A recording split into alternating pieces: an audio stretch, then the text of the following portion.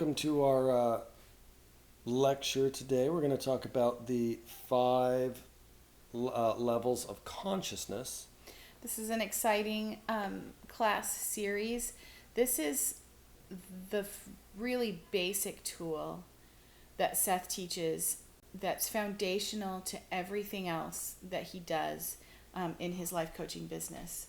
You want to tell us a little bit about how you developed this idea of 5 levels of consciousness? I know it goes way back to when you were in graduate school. Wow, and actually it goes further back than that. This actually goes all the way back to when I was an undergraduate in my very first psychology class, social psychology.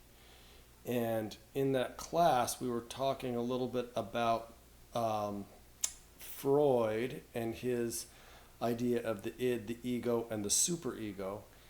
And I knew that it was wrong, but I was intrigued with the idea that there were multiple levels of who we are.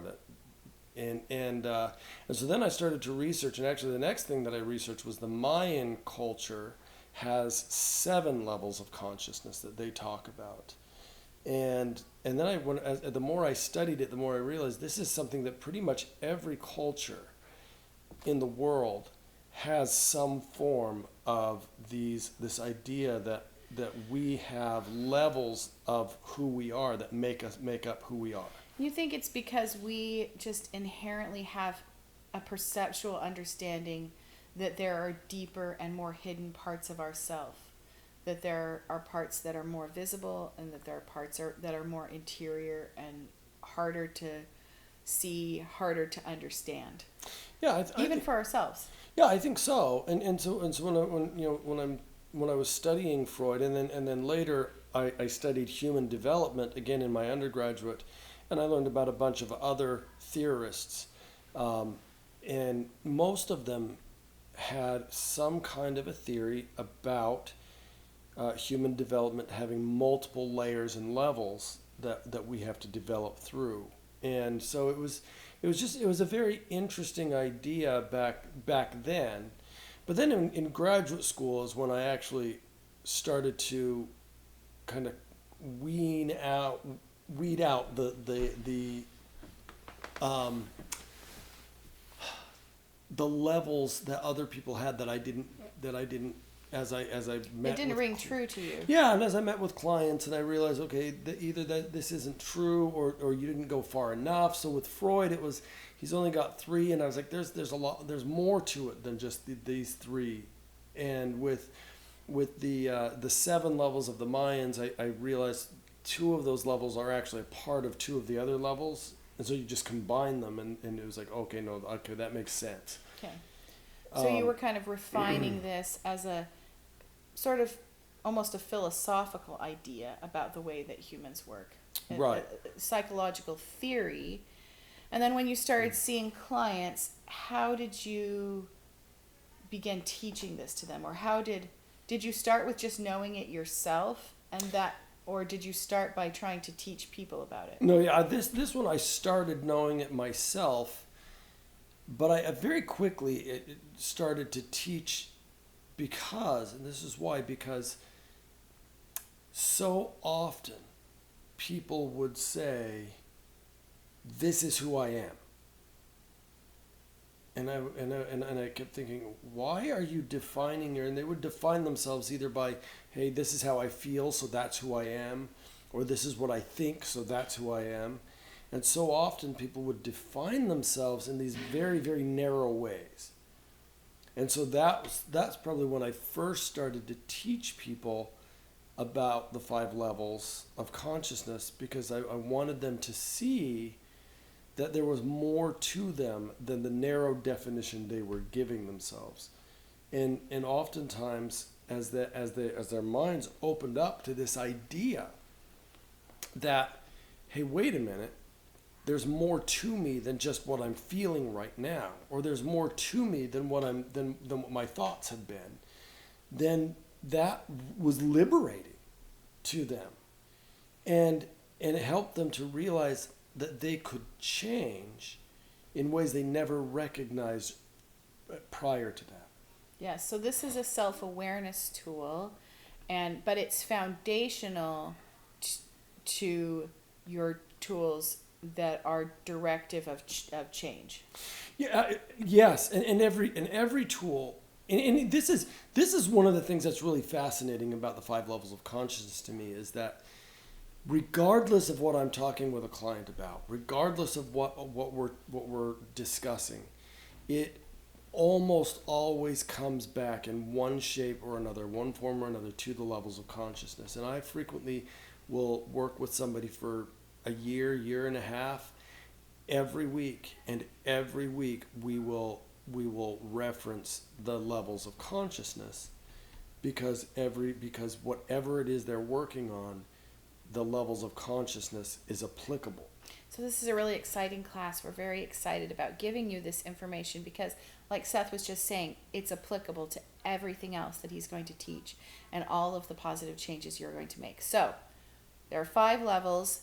They start at the most visible and they go to the least visible. Well, visible's the wrong way. But I used to always teach it that way. And I'm behind the times. What I've realized is it's almost that way, except for level 5. Level 5 kind of throws a wrench in that. Okay, well, we'll worry about that when we get to that. that. So levels 1 through 4, what you find, well, what I will say though is this is the way I usually describe it: is level 1 you're the most aware of. Okay. Level 5 you're the least aware of. Okay, so it goes from the highest level of awareness to the lowest level of awareness. Right. And it goes from the highest level of conscious control to the lowest level of conscious control. Right. Is that also yes, correct? All right. That is correct. Those are the 2 ways that you can, when you look at them, you can say, okay, so level 1 has the most awareness and the most control. So in this lecture, we're going to go through all 5 very briefly, and then we're going to have a lesson on each of the 5 levels individually, where we'll expand on the ideas of that, and we'll talk about how knowing about that level, how that affects what you do. And one of the things that's really important to understand about the levels of consciousness too, is that these levels of consciousness interact with each other. So inside of yourself, or your own behavior is influenced by all 5 levels of consciousness. Sometimes they agree with each other, sometimes they disagree with each other, sometimes it's just a fascinating tool, and it really is exciting because it really does help you understand yourself. Now, one other thing that I think is really important about the levels of consciousness and the way that it developed as a tool is that as I would read my scriptures, I would see these 5 different elements that God will talk about. And pretty much everything that he says falls into one of these categories. And that's what's really fascinating is that as I put these together, and then I've been teaching them for a while, and I feel really good about it because I felt like the scriptures really back it up. You know, if you're reading the Bible, the Book of Mormon, the Doctrine and Covenants, the Pearl of Great Price, they all really seem to back this up. But then in 2019, President Russell M. Nelson, a prophet of the Church of Jesus Christ of Latter-day Saints, gave a talk about change. And he listed out the areas that we need to change and basically went through the 5 levels of consciousness. And so then I was like, I remember you were super excited during that talk. That's been confirmed. I think you also see confirmation for this when you're reading great literature, when you're listening to great music, when we've been to drama performances or other types of art.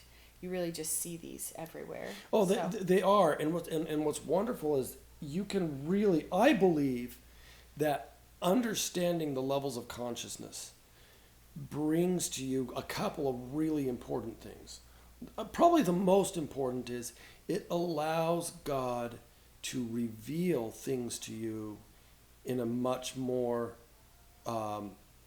understandable way. I think a lot of people struggle with understanding personal revelation, and when you have the levels of consciousness, personal revelation becomes much clearer. So really quickly before we go to the levels, since we're talking about your development of this, do you have a psychological school of thought that you most closely adhere to, or that you're the most inspired by? Behaviorist versus other types of... Yeah, that's a really good question, and the answer is no. And the reason is because each school of thought, and this is really fascinating too, each school of thought can fit neatly into one of the levels of consciousness. Yeah, So, for instance, behaviorism is a level 1 school. right, behavioral, level 1, cognitive, level 2, emotion focused, level 3, solution focused, level 4. I mean, you can just take each of these different models, basically, or schools of thought, and you can really neatly slip them in And to so each your of the levels of tool consciousness. integrates all these different theories and schools of thought and methods of psychological practice that you learned about as a graduate student. It makes them be able to, instead of being competed with each other, either you're a behaviorist or you're a cognitivist, and it integrates them together so that they all have their areas that they make sense in. And that makes sense because all of these different theories and Right. therapies work sometimes for some people in some situations. Otherwise they wouldn't be active theories. Well, and the other thing is that this helps professionals to identify what area of life you're struggling in, and so be able to take the model that best fits the problem, rather than saying this model fits everybody. It's okay. So you're struggling with negative thinking patterns. Okay, that's cognitive. So we're going to use a cognitive-based therapy model. Or you might say, okay, you have feelings of self-loathing. Okay, well that's emotion. So we're going to use an emotion-focused therapy to target that issue. All right, so we're starting to get into what the levels are now that we're hinting at that. Let's go through all 5 levels and briefly explain them. So level 1 is actions. Right. So actions, and I want to just take this kind of the way that the Lord does in the scriptures. So there are a couple of words that the Lord uses to describe actions. He calls it sometimes our works, or sometimes our deeds. Right. So our works and our deeds and our words. So works, deeds, and words, those are actions. And sometimes we see in popular thought a separation between words and deeds, what we say and what we do. Like there's an old nursery rhyme, a man of words and not of deeds is like a garden full of weeds. But we're saying that for the purposes of this model, that the things you say and the things you do are both actions. And that makes sense. Like speaking is an action. Absolutely, and if you think when the Lord said, it's interesting because the Lord says not to worry about what goes into your mouth, but worry about what comes out of it, because he's just saying, your words are actions. Your words matter. What you say is... Yeah, he talks about how what comes out of your mouth is a thing that defiles a man. That right. You can be made unclean. You can sin by your words. Right. And if your words are not actions, that doesn't make sense. Right. So the Lord makes it clear, I think, that words and actions are a part of the same thing. And also, when you think about that, you have to think about it in these terms also. How much control do we have? Because actions we have 100% control of. We control our actions 100%. Nobody can make us do or say anything that we don't choose to do or say ourselves. We often feel compelled to do something by ourselves or by other people, but that feeling of compulsion always comes with a feeling of like, I have a desire to do this, I have a need to do this, but you can sense in your own self the ability at any point to say no and not do that thing. And even when there is a strong, what we think of as a compulsion, such as addiction, right? Somebody who's addicted. Or somebody with an obsessive compulsive disorder, or somebody with tics where they feel like they have to do a thing. Right. So even in those cases, you can choose not to do the thing that you're feeling compelled to do.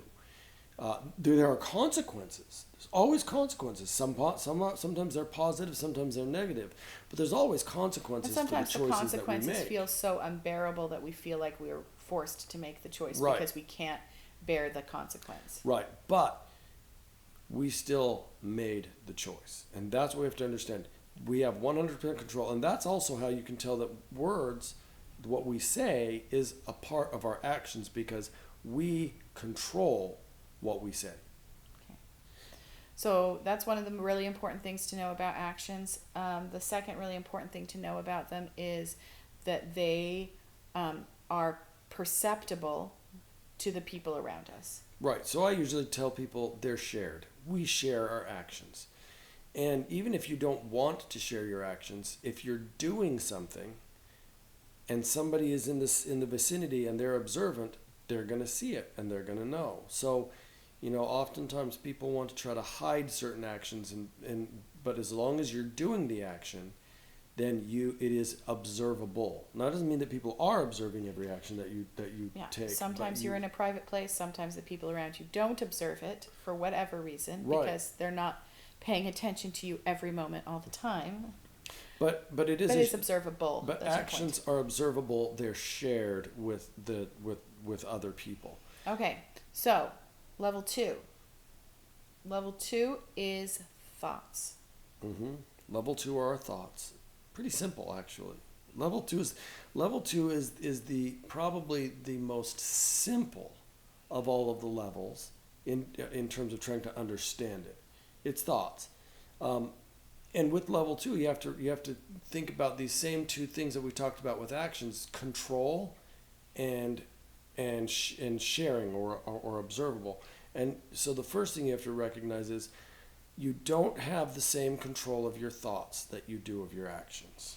This is pretty obvious, I think, to most of us, that things come into our mind completely outside of our volition, that we can choose to entertain those thoughts, or we can choose to turn our thoughts to other things, but we don't necessarily choose to what thoughts are introduced into our minds. Right.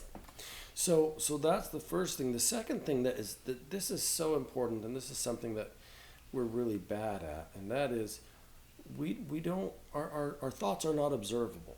Nobody can see your thoughts. You can share your thoughts only through your actions, either words or gestures or whatnot. Facial expressions, posture. But you cannot, nobody in this world, maybe God, I'm sure God knows your thoughts because he tells us that, but mortal men and women do not have the ability to read your thoughts. There is nobody who has that ability. Sometimes my kids will tell me that I have that ability. But the thing is I'm just observant. I can see people's behaviors and guess sometimes what they're thinking based on that. But I cannot So when we say read to their somebody, thoughts. you're a mind reader, it's a person who is extra observant and attentive. So. Right. So that's level 2. Level 3 are our feelings. And feelings are divided into 2 sections of feelings. That both things, we use the word feelings in English to apply to 2 different categories of things. One are our emotions, and the other are our physical sensations. And they both belong in the same category. See, one of the things that the Mayans did was they actually separated these 2. So there's a difference between I feel sad and I feel hot. Right. And yet these are part of the same Level of consciousness category. Right. They're part of the same because there are still both feelings. And are they part of the same category because you deal with them the same way? Because they have qualities that are alike between Well, them? you deal with them the same way, but more importantly, it's because they are the same. They're at the same level of awareness, and we have the same level of control. I guess that's partly what I mean when I say deal with them. Yeah. So the same level of awareness, meaning that we are less aware of how we feel than we are of what we think, and definitely than what we do. We're less aware of that ourselves, but the people around us are even less aware of that than we are. So again, it's awareness both internally ourselves, but it's also the awareness of the people around us and what they see. So maybe that's why we teach kindergartners to label, or preschoolers even, to label their feelings. Oh, I'm happy, I'm sad, I'm hot, I'm thirsty, I'm hungry. Mm-hmm. And we don't really need to teach them how to be aware of the fact that they think. Right. Like they just, we might start teaching them how to express their thoughts. Right. But not an awareness of them. We don't give them a vocabulary for awareness, thought awareness. Right. And we recognize the need for that with feelings because, like you said, they are with us, but we are not aware of them in the same type of way where we understand them. Because you might think, I'm aware of my feelings, I'm feeling my feelings all the time. But it's a different type of awareness. Well, and one of those things is, yes, you're feeling all the time, but oftentimes you're feeling something and it's affecting your behavior and you don't know why you're doing the thing you're doing because you're not sufficiently aware of your feelings that's affecting the behavior. And that happens a lot. But the thing is, the other thing that you have to know, and this is essential about feelings, is you don't have control of your feelings. And we'll get more into that in our lesson on feelings. But you just know you don't have control. No, you don't have direct control of your feelings, and so your actions. It also means you don't have any direct responsibility for your feelings. You should never feel guilt about a feeling that you have. That right. A feeling you have is wicked. And we will explain that better in that lecture. We'll get to that and really kind of go through that because that's going to be an important thing to understand. And if that idea bothers you, just hold that thought that might feel like that's confusing or difficult or that you're inclined to disbelieve it until you wait till we give a fuller explanation of that concept, right. and then you can see what you think about it. So level 4 of our levels of level consciousness. 4 is the most difficult, I think, to understand. When you're introducing this to people, we talk a lot about actions, words, thoughts, and feelings. Those are things we have lots of vocabulary around. And can I just say also, that's because those are the 3 levels of open awareness, where we actually do have really clear and open awareness. At all times during the day, we're aware, at least to some degree, of each of those things. For instance, anytime you pause, you can say, "Oh, I feel," and think about how you feel. You could say, if you pause, you can say, "Oh, I'm thinking about how delicious chocolate milkshakes are." Mm-hmm. You can think about. Right. You can see. Oh, I see what I'm doing. So level 4 is the first level where you kind of get into a little bit of a unconscious, unaware, where you're unaware of this level of consciousness most of the time. You're operating with it without realizing that it even exists. Right. So what we call level 4 is our context. And when we say context, what we're talking about is the context of our life. So it might be the way I was raised, right? I've got a context around that, but I've also got a context right now of an environmental context of the room that I'm sitting in and the people that are with me. That's a context. So the context is really our world and our worldview and how we feel that we fit into the world. It's a wide perceptual category. It includes your habits, it includes your rituals, it includes your beliefs and your routines, your cognitive picture of the world around you. In a sense, it is your reality. Yeah, that's what. Well, and it's interesting because I call it. That's what I call it. It is your reality, and God's context is truth. So we live in a reality. God lives in the truth. We don't, and we'll get to that too, and talk more about that and how we can get there. But now, so we have very little control over this in any kind of direct way, and it's very hard for people to have any awareness of the way that we are perceiving reality. Right. So the deepest level, the least awareness is our unconscious. And the unconscious is everything that we do automatically, that just happens. And so some of those we're born doing, such as breathing. Well, usually somebody slaps our butt and then we breathe. I know. I feel like that's mostly in movies. I've given birth 8 times and I don't think that has ever happened. I don't think it has either. So I think maybe you clear out the nose and mouth and then we start breathing. Right. So breathing is a natural, it just automatically comes. Our heartbeats, believe it or not, that is an unconscious behavior. It's something that our physical body is doing. So we breathe, we blink, our heart beats.